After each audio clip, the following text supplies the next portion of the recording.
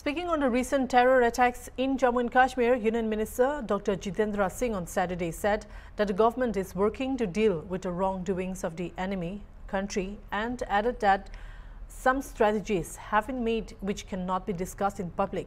The minister also added that the government has accepted the proposal to revive the village defense guards and to also to modernize their weapons.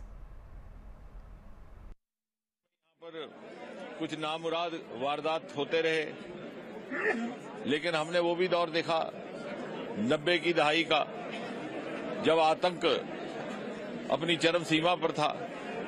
वादी कश्मीर से एक पूरा का पूरा समुदाय कूच कर गया, माइग्रेट हो गया, लेकिन उस वक्त के हमारे यहाँ के नेता एक दीवार बन करके खड़े हुए और यहाँ से कोई भी माइग्रेशन का वाकया ना हुआ, क्योंकि यहाँ के लोगों में उस तरह का इतिहाद है हिंदू मुसलमान और जात पात को छोड़ करके, और उसी का मुजाहरा अभी भी करने का मौका आया है।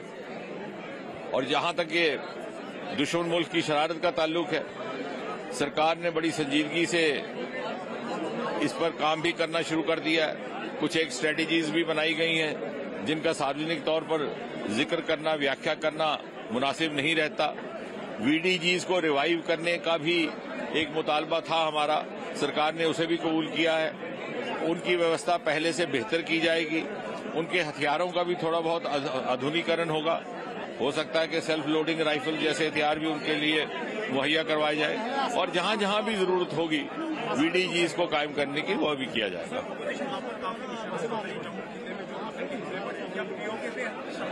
मैंने खैर उसमें हम नहीं जाएंगे, वो ये बात का जवाब देना ना मेरा मैंडेट है ना मुझे इख्तियार है। ये नीतिगत फैसले जब होंगे सो होंगे, लेकिन जो भी होगा मोदी जी की ही सरकार में होता है। अगर 370 को हटाने का काम था तो मोदी जी ने ही करके दिखाया, और अगर आज कश्मीर वादी में अमन बहाल हुआ है, 2.5 करोड़ टूरिस्ट पहुंचा है, तो वो मोदी जी के ही कार्यकाल में हुआ है। क्योंकि मुझे लगता है अमन का और नॉर्मलसी का सबसे बड़ा पैमाना है टूरिस्ट, क्योंकि जब कोई टूरिस्ट अपने परिवार को लेकर के आता है, बाल बच्चों को लेकर के छुट्टियां मनाने आता है, तो वो किसी मीडिया के कहने पर नहीं आता, सरकार के कहने पर नहीं आता। वो फोन उठा करके अपने किसी दोस्त से पूछेगा, अपने किसी कोलीग से पूछेगा कि भाई मैं ऐसे छुट्टियां मनाने आ रहा हूं, क्या वहां पर स्थिति सामान्य है कि नहीं है, और जब उसे तसल्ली हो जाए तभी आता है। और इतनी भारी संख्या में जो टूरिस्ट देख रहे हैं, इस बात की तस्दीक है कि उन्हें अब इत्मीनान है, कॉन्फिडेंस है कि अमन बहाल हो चुका है।